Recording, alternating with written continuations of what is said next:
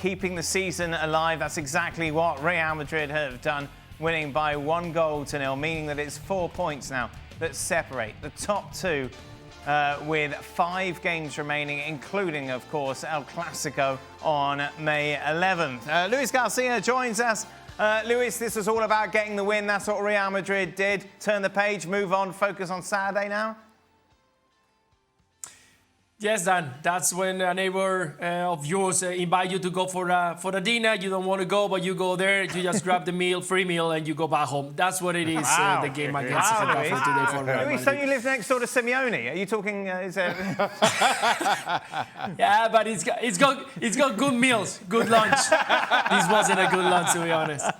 Not particularly tasty when you go over to the Nichols. Is that something? I've never heard it, Luis. I've never heard it described. Great analogy. Although most of my neighbours, I believe, don't like me anyway. Well, it's because you shout at them for walking their dog past your house. Shall we get into the dog side of it? No. This was, I mentioned it there, keeping the season alive. Thibaut Courtois making big saves. But again, I mean, it wasn't a great performance, but that's not a surprise. It didn't have to be. It was about getting 3 points. But one of the things that crept up again was making good decisions in the final third. And once again, we saw Vinicius and others making poor decisions for themselves, rather than playing a player in a better position to kill the game off, to make it 2-0, to make it 3-0, so that Thibaut Courtois doesn't have to make good saves at the end, last ditch. And that's that decision-making where it's not about you. And we've seen it from many players, particularly in this Real Madrid side. And I'm talking about the instance when Vinicius was through in the second half, and he comes inside, the ball's behind him, he tries to dig it out, and he's got Valverde there, he's got a couple of players on this side. It's this time of year where everything that's gone before you forget about it. Mm-hmm. You have to make good decisions. And the fact that Real Madrid didn't meant the game went all the way down to the wire, 97 or 98 minutes, whatever it is. And fortunately for them, they have arguably the best goalkeeper in the world who's there to manage to sort of bail them out. He rested some players. That worked, brought in several others, and particularly Diaz and Arda Guler. That worked. Endrick could have got himself a goal. So a bit like Hansi Flick last night. In yesterday's game, he made some changes. It was a risk. It paid off. Ancelotti has done the same. And we march on, and this title race is not dead in the water yet. Yes, indeed. And as I mentioned, 5 games remaining. In our pre-match show, Sidlow was trying to tell us that it was, in fact, Barcelona that had the harder run-in compared to that of Real Madrid. Do you agree with Sid, Luis?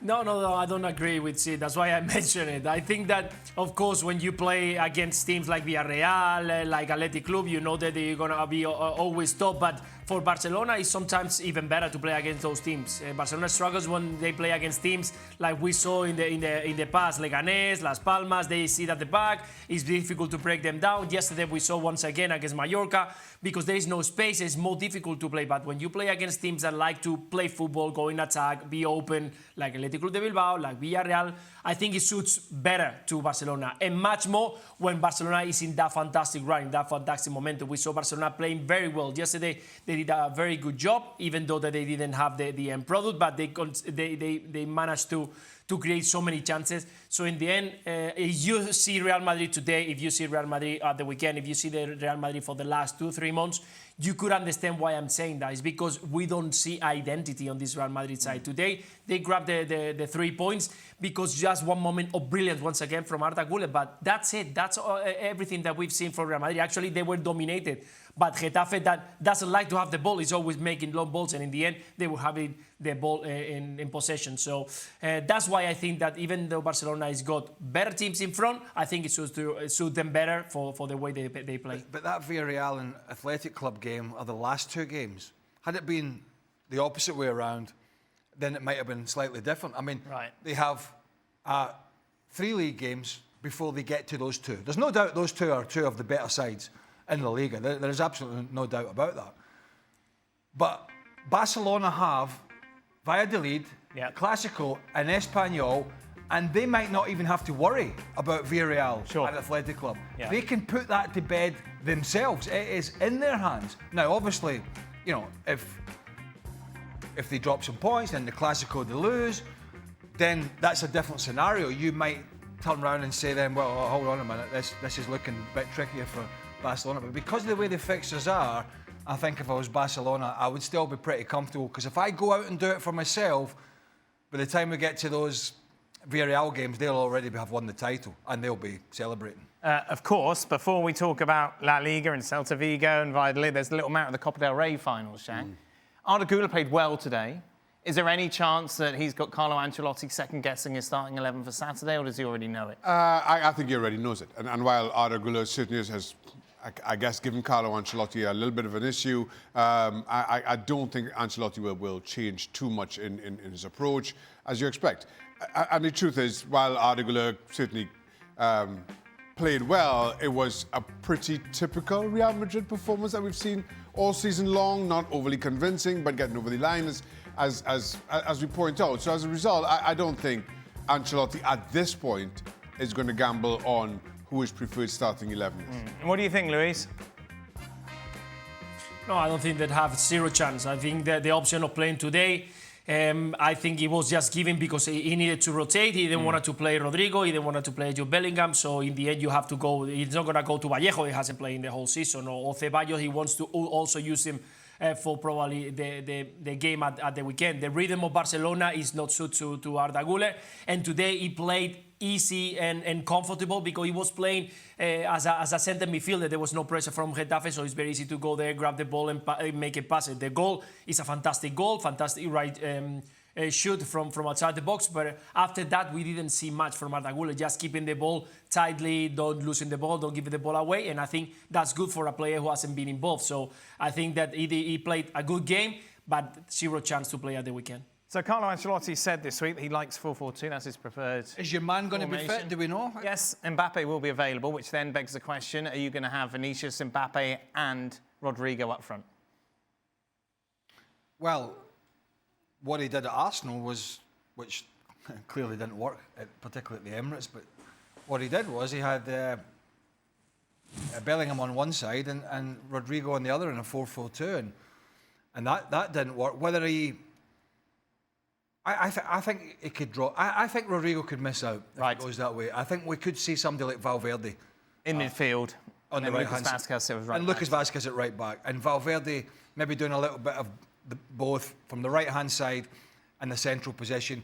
I just don't think Rodrigo's form has been enough to say you can't leave me out. Now don't get me wrong, none of the others have, but they are further up the pecking order, aren't they? When it's coming to be left out of the team, then it's not Vinicius, it's not Mbappe, it's Rodrigo, the one to miss out. And so I think he will. Probably looking, depending on fitness, of Camavinga, Tchouaméni, Valverde. But again, Camavinga sort of hobbled off.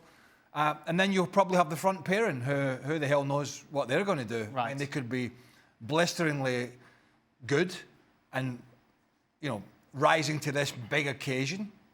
Or it could be the two imposters this season that sort of wander around and think the world owes them a favour. We just don't know, and Carlo Ancelotti doesn't know. To that point, you're going on holiday tomorrow. It's not a holiday. Well, what is it? A trip. You're going on a trip with old men to play golf. Looking at your prediction, what would you say? Oh, I'm heavily on Barcelona here because the Real Madrid side is not functioning properly. He has so many issues to try and figure out, which Hansi Flick has less. Not that he has none, but he has less. And defensively, I think we even saw at the end of this game against Getafe, who are a physical, well-organised side, but they're not great going forward. We saw how many problems that they could create when they decided to go forward. And I just think, once again, this Real Madrid defence will not be able to handle Barcelona. So at this moment in time, I'm seeing another Barcelona win. Just a reminder, that game is live and exclusive on ESPN+. Our coverage starts at 3 p.m. Eastern.